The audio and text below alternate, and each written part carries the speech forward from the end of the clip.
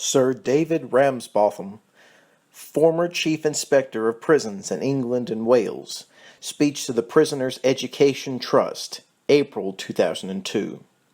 This is a heavily condensed version of a speech which was a model of how to address a well-informed sympathetic pressure group.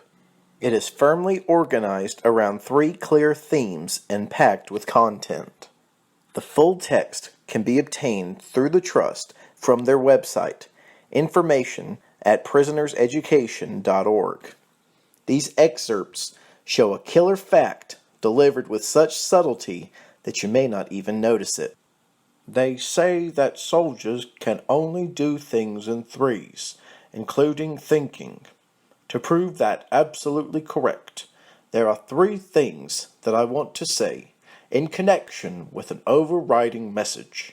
The message is that of all the things done with and for prisoners, the most important for them, and the one that has the most impact on their likelihood of reoffending, is education. For once both statistics and common sense are in agreement with this message is so abundantly clear that it ought to determine how education is approached with prisoners, but sadly, that is not what happens. The 3 things I want to talk about are the lack of strategic direction, the lack of assessment, and the lack of provision. The fact that I have said all this before is a sadness. It suggests that despite all the promises, all the rhetoric, all is still not well with the delivery of education in prisons.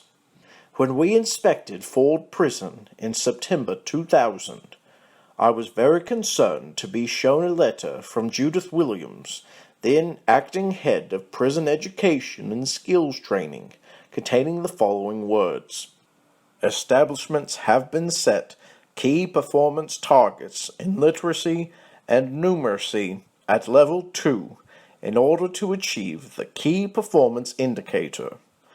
All level 2 qualifications in literacy and numeracy achieved in prison count, regardless of discharge dates or screening test results." 1. In other words, what mattered was not improving the educational skills of prisoners, but achieving whatever target had been set. PhDs could count towards level 2 figures, provided that they sat screening tests. I describe this as cynical and unworthy of the prison service. I don't know whether you are listening to the current series of Wreath Lectures by Honora O'Neill, mistress of Newnham College, Cambridge. 2. In them, she pours scorn on the league table and target-driven culture which infects so many of our public services. No one is guiltier of this than the prison service, but I do not blame them entirely. They lack precise direction about what they are to do with prisoners, and so have fallen back on exact compliance with rules and regulations, conformity with budgets, and achievements of targets and performance indicators as the goals. Of course, all these are important, but they are tools of the management trade, not gods in their own right. Sir David then described the strategic direction which he wanted ministers to give to the prison service, and why, and the assessments which ought to be made of each prisoner's health, personality, skills, and educational ability on arrival in prison. And so I come to my 3rd point, provision. You may remember that to his intense embarrassment, I quoted the figures given by the prison's minister to the House of Commons about financial provision for education. Brinsford gave £482 per young offender per year.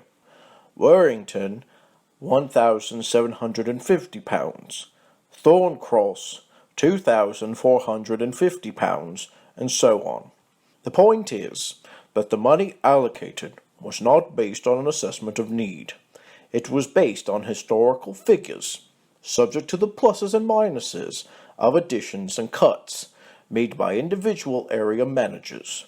Not only is vocational training being cut, but the education that goes with it.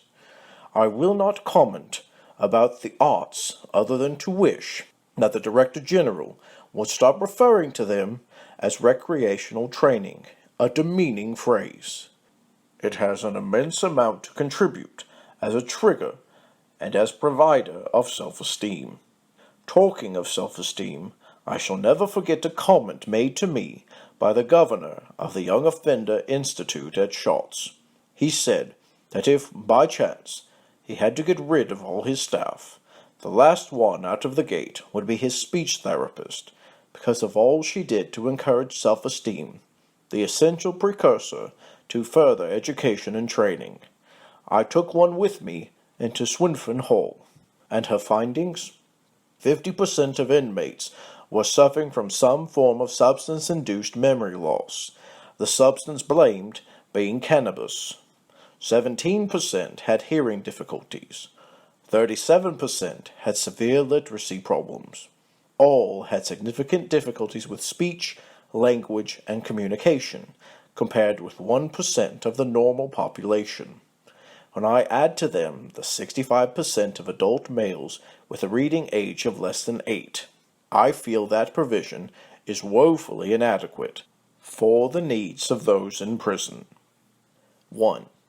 Quoting the letter gave Sir David a chance to share his contempt for the jargon and reinforced his identification of the author as a common foe for himself and the audience. 2. A shrewd connection with the audience, since Sir David had rightly identified them as likely followers of the high-minded annual Wreath lectures. Did you spot the killer fact? The reference to cannabis. With a generally liberal-minded audience, there was an invisible enemy, to Sir David, of people who wanted to legalize it.